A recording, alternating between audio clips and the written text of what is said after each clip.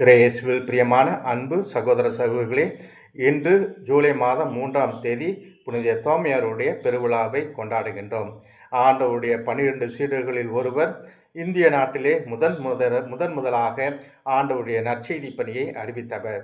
ஆண்டவருடைய உயிர்ப்புக்கு பிறகு சீடர்களெல்லாம் ஒன்று கூடி சீட்டு போட்டு எங்கு நற்செய்தி பணியை செய்யலாம் என்று நினைத்த பொழுது புனித தோமையாருக்கு இந்தியாவுக்கு செல்ல அவருக்கு சீட்டு எடுக்கப்படுகின்றது.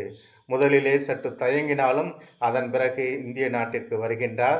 கேரளாவிலே தன்னுடைய பணிகளை ஆரம்பிக்கின்றார். பல்வேறு இடங்களிலே ஆண்டவருடைய நற்செய்தியை போதிக்கின்றார். மலையத்தூர் என்ற இடத்திலே ஒரு கரடுமுரடான ஒரு மலை இருக்கின்றது. அதில் ஏறி இறங்குவதற்கு ஒரு 4 கிலோமீட்டர் இருக்கும். அந்த மலையிலே ஒரு சிறு கோயில் இருக்கின்றது. அங்கு அவர் நற்செய்தியை போதித்த பொழுது காட்டு விலங்குகள் ஏராளமாக இருந்தது. ஒரு முறை ஒரு காட்டு யானை அவர் நற்கரணையை உயர்த்திய பொழுது காட்டு யானை அவரை தாக்க வந்தது. அப்பொழுது அருகிலே வந்த பொழுது அந்த காட்டு யானை சுருண்டு கீழே விழுந்து இறந்து போனது. அதே போல அதே இடத்திலே அங்கு ஒரு தடியை கொண்டு அவர் தட்டுகின்றார். அங்கு நீரூற்று ஏற்படுகின்றது. இன்றும் ஏராளமான மக்கள் தவசு காலத்திலே இந்த மலையத்தூர் மலையிலே பெரிய பெரிய சிலுவைகளை சுமந்து கொண்டு ஏறி இறங்கி புனித தோமையாரை எங்களுக்காக வேண்டிக்கொள்ளும் என்று சொல்லி 14 ஸ்தலம் இருக்கின்றன. அந்த சிலுவை பாதை ஸ்தலங்களிலே ஜெபமாலை சொல்லி ஜெபித்து கொண்டு தன்னுடைய வேண்டுதல்களுக்காக மலை ஏறி இறங்கி ஏராளமான புதுமைகளை பெற்றுக்கொண்டு இருக்கின்றார்கள். இவ்வாறாக கேரளாவிலே பணி செய்து அவர் தன்னுடைய வாழ்விலே பல்வேறு இடங்களுக்கு தமிழ்நாட்டிற்கும் வந்து தன்னுடைய பணியை செய்தார்.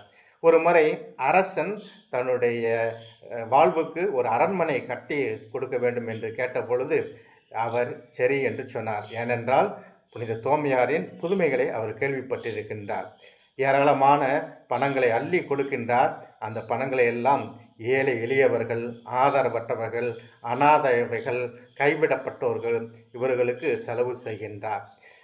2ஆம் முறையாக பணிகளை பற்றி கேள்விப்படுகின்றார். இன்னும் பணி முடிய வேண்டியிருக்கின்றது என்று சொன்ன பொழுது இன்னும் அநேக பணத்தை அள்ளி கொடுக்கின்றார். அதையும் ஏழை எளிய ஆதரவற்ற மக்களுக்கு கொடுக்கின்றார். அதன் பிறகு அவர் கேட்ட பொழுது அந்த பணி ஒன்றும் நடக்கவில்லை. அப்பொழுது அவருடைய தம்பி இறந்து போய் விடுகின்றார். அவருடைய தம்பி இறந்ததை கண்டு வருந்துகின்றார். அதன் பிறகு அவருடைய தம்பி அவருக்கு தோன்றி அவர் இவ்வாறு சொல்கின்றார், உங்களுக்கு விண்ணகத்திலே மிகப்பெரிய அரண்மனை கட்டப்பட்டிருக்கின்றது, கவலைப்பட வேண்டாம் என்று சொல்கின்றார். அப்பொழுது அவரும் மனமாற்றம் அடைகின்றார். இவ்வாறாக பல்வேறு புதுமைகளை ஆற்றியவர். அவர் இறுதியாக அவர் தமிழ்நாட்டிலே வந்து பல்வேறு இடங்களிலே போதித்த பிறகு அவர் சின்னமலையிலே இவ்வாறாக ஆண்டவரை பற்றி நற்செய்தி பற்றி போதிப்பதைக் கண்டு அவர் ஈட்டியால் கொல்லப்பட்டார். அங்கு இறக்கப்பட்டார்.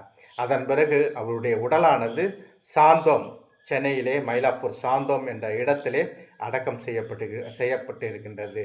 இன்றும் அநேக மக்கள் இப்படிப்பட்ட திருத்தலங்களுக்கு சென்று புனித தோமையாரின் ஆசிரை பெற்று வருகின்றார்கள்.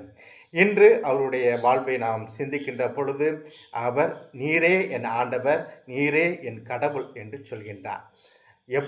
ஒவ்வொரு முறையும் குருவானவர் தன்னுடைய திருப்பலியை நிறைவேற்றுகின்ற பொழுது அவர் அந்த வசீகர அப்பத்தையும் உடலையும் உயர்த்துகின்ற பொழுது நாமும் இத்தகைய விசுவாசத்தோடு நீரே என் ஆண்டவர், நீரே என் கடவுள் என்று சொல்லி நம்முடைய விசுவாசத்திலே ஆழப்படுத்தப்பட வேண்டும். நம்முடைய பல்வேறு விதமான குழப்பங்கள், தேவையில்லாத சிந்தனைகள், சந்தேகங்கள் மற்றும் குடும்பத்தில் இருக்கின்ற பிரச்சனைகள் அனைத்திலிருந்து நாம் விடுதலை பெறுவதற்கு நாம் நிச்சயமாக புனித தோமையாரை போல தெளிவாக இருக்க வேண்டும். குழப்பங்களிலிருந்து விடுதலை பெற வேண்டும். நாம் இறைவன் மீது, ஆண்டவர் மீது, அவருடைய நற்செய்தி மீது ஆழமான நம்பிக்கை கொள்ள வேண்டும். அப்பொழுது புனிதரின் அருளும் ஆசீரும் நம்முடைய குடும்பத்திற்கு நிறைவாக கிடைக்கும்.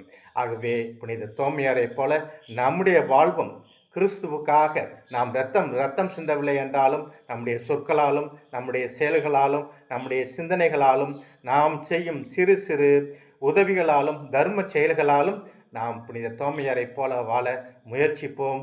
புனித தோமையாரின் பெருவிழா நாளிலே உங்களுக்கும் உங்கள் குடும்பத்தினருக்கும் நிறைவான ஆசீர்வாதங்களும் ஜெபங்களும் அவருடைய பரிந்துரை என்னால் உங்கள் குடும்பத்திற்கு நிறைவாக கிடைப்பதாக. ஆமேன்.